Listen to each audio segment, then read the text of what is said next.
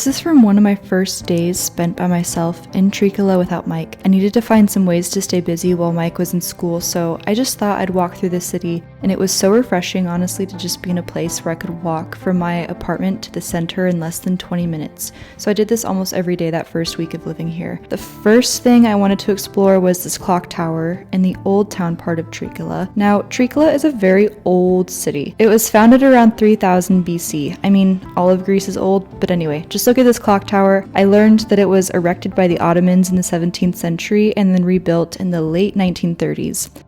So near this clock tower is also an old Byzantine castle ruin that had been built by Emperor Justinian I in the 6th century, and then used as a base for the Turks during the Ottoman occupation. As you can see, it's mostly in ruin now, but there are some pictures that depict its structural foundation that is still there that you can see on this plaque outside of the castle. So that was cool to see an aerial view, but sadly you can't go inside.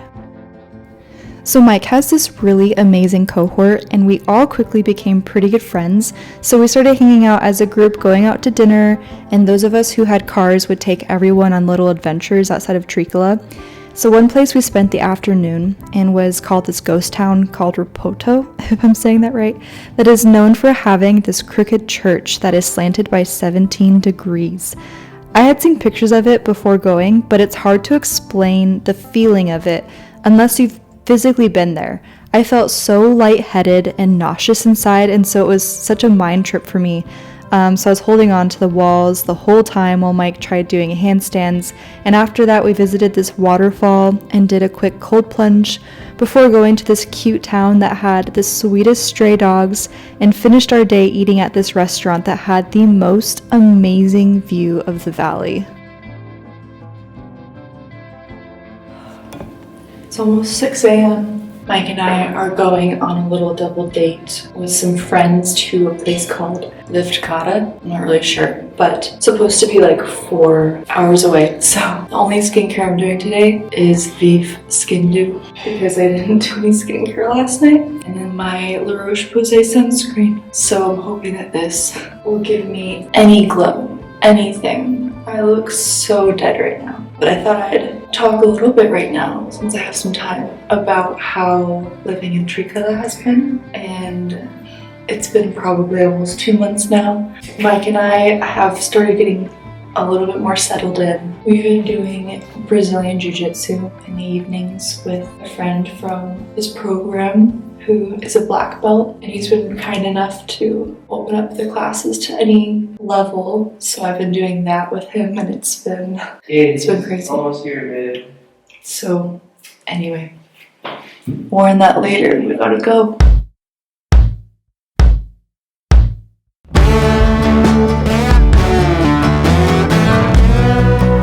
On our way to Leftkada, we saw Grievous Castle and decided to stop and go take some pictures of the view from the top.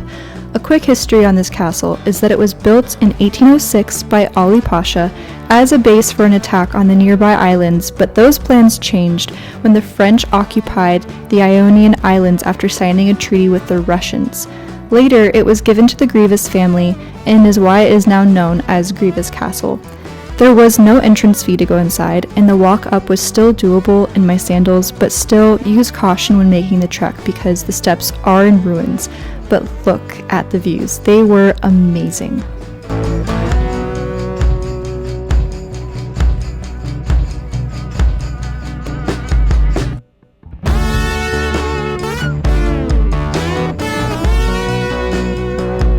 As we drove over the mountain range, we decided to stop and grab some lunch at this restaurant that had the sweetest dog and the most beautiful lunch views.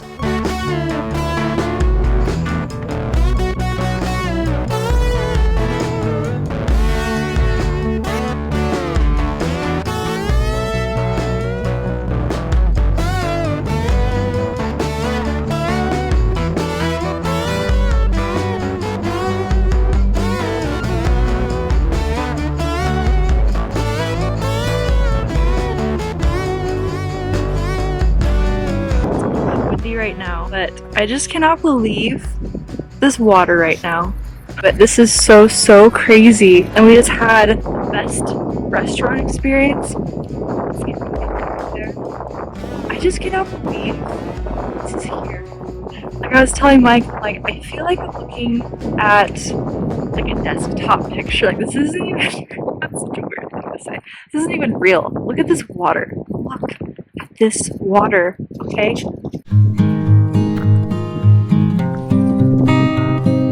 Like what? And that? What? Crazy.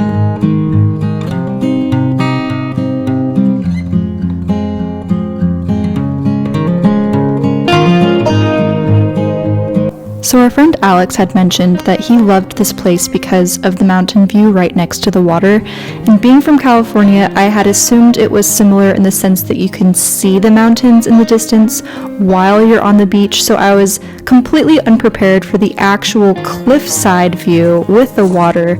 I had never seen this before, so I was shocked and could not believe that this was a real place.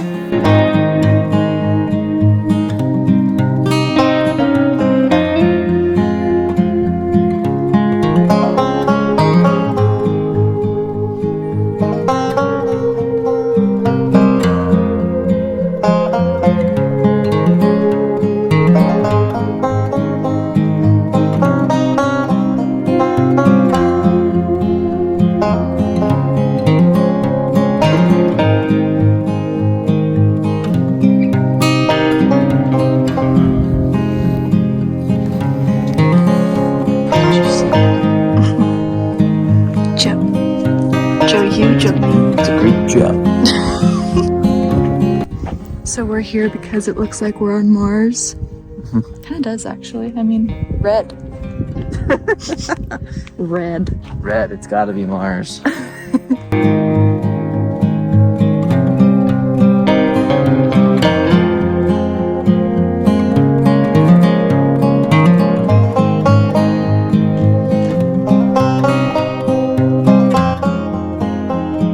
We stopped at this lighthouse for sunset pictures and stayed for a while just hanging out before deciding we actually didn't want to drive down the mountain completely in the dark, so we drove to this town right below the lighthouse and stopped for the best seafood dinner ever on the water.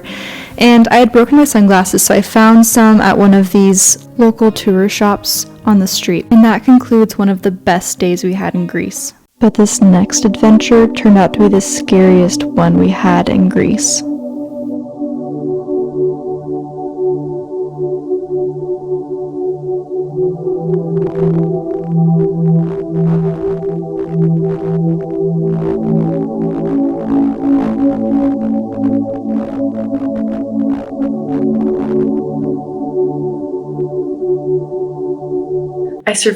I survived Mount Olympus. Okay, I need to talk about it because it was something I will never do again. I'm really glad that I checked it off the list of things that I should accomplish. Maybe not should, but just, I can't believe that I did that, and I will explain why, okay? Okay, I'm not a hiking person. I wouldn't choose to go on a hike like this ever if I would have known what it would be like, but I thought that it would be a lot more calm. I knew that there would be lots of uphill, lots of steep stuff, but I didn't think it would be goat trails, okay? So I didn't take any footage of the actual really scary parts because I was trying to survive. It was so scary. Okay, I'm so afraid of heights.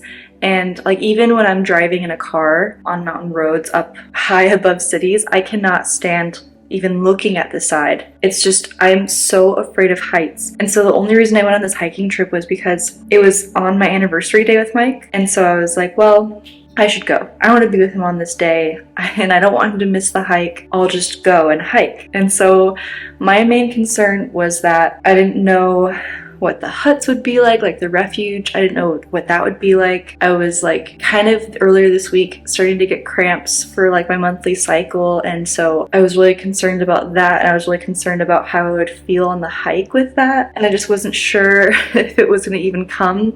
And then it was just being super weird, so I was like, maybe it won't happen. But long story short, we start the hike. I start to get cramps and I'm carrying my backpack. My backpack is maybe 10 pounds. It's not that bad, but because of how bad my cramps are, I started taking ibuprofen, I started drinking water, and just exercising while you have cramps, it's such an inflammation response for me that like exercising causes even more inflammation. And so it was getting worse, and the group was so amazing. So many guys and girls in the group carried my backpack for me like the whole hike, which ended up being a tender mercy for me and the reason I could even finish. Like there were so many things that happened on this hike that allowed me to actually complete the hike, and I couldn't have done it without the whole team. So we ended up going with a guide. His name is Alex. He also was such a tender mercy for me because I was like, if I had to take this route, I don't think I could have done it without him. So everyone was carrying my backpack. That was amazing. It really helped me a lot to going uphill. It was very steep. It was probably like 9 to 12 miles. I don't really know what it is in kilometers. It was like 12 to 14 kilometers. And so it's a pretty long hike for me as someone who's just not in shape.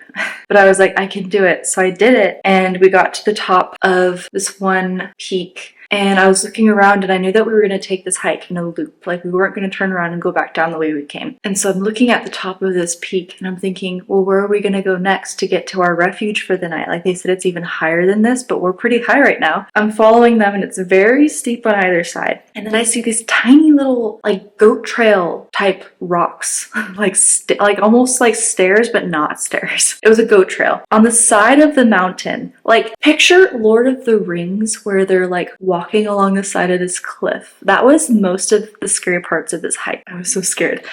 So I start to panic. I don't even remember. It's like already it's leaving me because it was so hard for me to deal with. But I think Alex, the guide, saw that I was having a hard time and I was going very slow. So he came and stayed with me and like led me through this goat trail. Okay. It was the type of trail where if you didn't move your feet right in front of the other foot, you would slip and die. Like that was it. That was what I saw. And so we made it out of the goat trail and then it was just super steep. Like my legs were dying at this point. I had been all day hiking. My legs were so tired, but it was a thing where like there was no switchbacks to rest on the corners of it. It was just straight uphill and there's no stopping because the rocks, like you would probably slide if you tried to stop, you know? It was just a lot of mental challenges and like physical challenges as well for me. So anyway, when we got to the plateau part on top of Mount Olympus, I was so relieved. I think it was dark at this point, but I was just so relieved to be on a flat surface and my legs were killing me and I had old injuries, like a hip flexor injury that was flaring up. And so I was in a lot of pain, but I was just in such a survival mode. And so I was like, I really hope tomorrow, like the next day, it's just us going downhill and going home. And so I asked the guide, I was like, hey, are we doing any more sketchy trails or is that it? And he said, well, I don't want you to think about that right now. And I was like, no. So I knew something was coming and I thought about it all night basically. And so I was like, I was picturing the moment. Like this is what kept me going, was picturing me sitting on this couch right now, back at home, was what kept me going because I really wanted to get back here. And so we spent the night at the refuge and it was really nice. It was beautiful. Such an experience. Not something I have experienced back home in the US. Squat toilets. Never tried that before. Check off the list. It was really fun. We did like singing and dancing. Dinner was great. Yeah, I thought it was cozy. We all slept. It was like this brick stone building, and up in this little loft they had like 18 bunk beds, but like most of them were bottom bunks with like a few random like top ones. And so we all were packed like little sardines in these bottom rows, like from wall to wall was just bed rows. And so I took the very far end of the wall and Mike was next to me, and then it was just like 12 to 14 other people across. And so we all were really cozy. It was really hot. So because I couldn't sleep very well in the heat of the room, I didn't stay in the room. I actually ended up waking up pretty early to go outside because it was very cold, very nice. And I got to see the most beautiful sunrise. It was so amazing to be awake and then vibe. It was such a vibe to have tea and watch the sunrise and then look over at Zeus's seat next to me with the sunrise, and we were above the clouds. It was insane. It was so beautiful. And I just thought, like, was the hike worth it to see this? No, not for me. I wish I had one of those like ski lifts. I would take the ski lift to get up there for sure, 100%. But the hike for me, it was just, I can't do it again. So I think looking back at the pictures and seeing how beautiful it was, I think like, wow, I can't believe I saw that and I'm not doing that again. So I'm really glad I got to see it. When we decided to go start the day, the first 3 to 4 hours was goat trails. okay? We went underneath Zeus's seat, across the bowl. I'll have to find some videos from Mike because I didn't take any. I was focused. I was focused on surviving. The crazy thing was so many people, they were still carrying my backpack, and so someone would have a backpack on their back and they'd have my backpack on in the front of them. And I was so concerned about them. I was like, okay, I would hate for you to lose your footing because you can't see over my backpack that you're carrying for me. So I was feeling a lot of guilt and discomfort and anxiety, and I was really terrified. And there's lots of pictures, like group pictures on top of the mountain where everyone's looking at the view and I have my hat on and I'm looking at the ground because I'm like pretending I'm not there.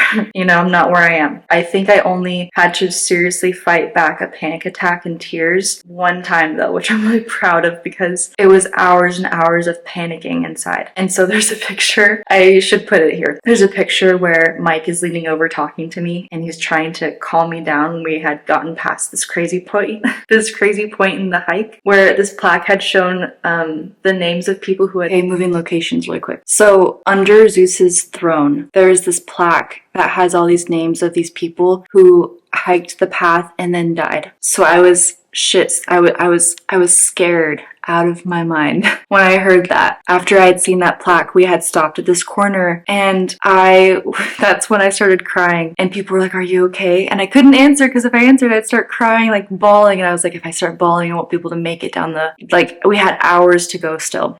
I found this patch of grass and I started touching it. I'm just gonna ground myself with this patch of grass right now. I'm getting anxious just thinking about it. And so it was just really hard. Anyway, long story short, half of the group went to the second highest summit on Mount Olympus. Half of the group went down to the next refuge, which is where I went.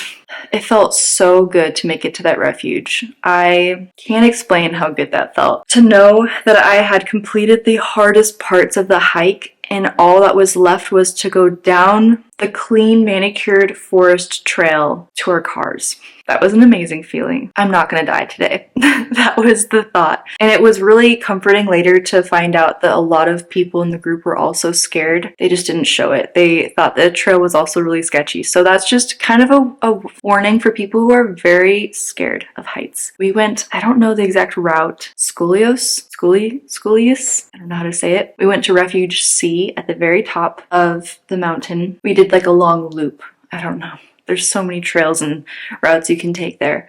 But we went with a guide named Alex and he was really good. I was struggling so much and so he gave me one of his hiking poles and that really helped with my stability and feeling better. So I definitely recommend if anyone sees this and it's like, I'm gonna go hike Mount Olympus someday because I'm not afraid of heights, I would take a guide for sure. They're definitely worth it and he is amazing. That is the craziest thing I think I'll ever do in my life is that hike. Anyway, on with more Greek content.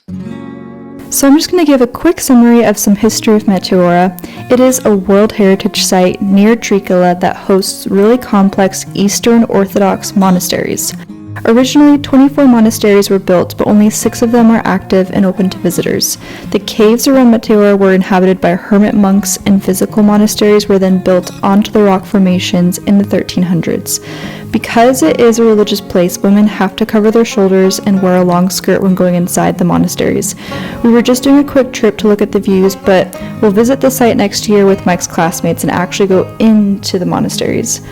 It was really fun to look at them from afar. They looked like air temples, like an avatar, so Mike and I were just talking about that pretty much the whole time, about Avatar, Aang, and imagining him flying around these air temples.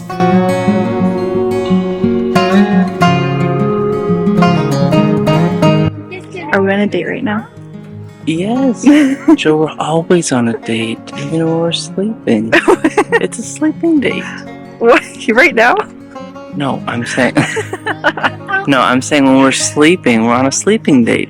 Okay. No matter what we're doing, it's a date. It's a date. Okay. What do you think of Meteora? It's incredible. It's just how? That's How? That's my only question. How? Right. How do they do this? I don't know. Everything's made out of rock. In the rocks. It's made of rock. It's like coming out of the mountain. Crazy. And they just did it like 1,000 years ago. I can't even believe that's my background right now. Do you see that? Yeah. It doesn't even look real. It looks like a portrait. These crazy rock This formations. is a Zoom background. It like, is. It looks Yeah. like I'm at work and this is my background. Crazy.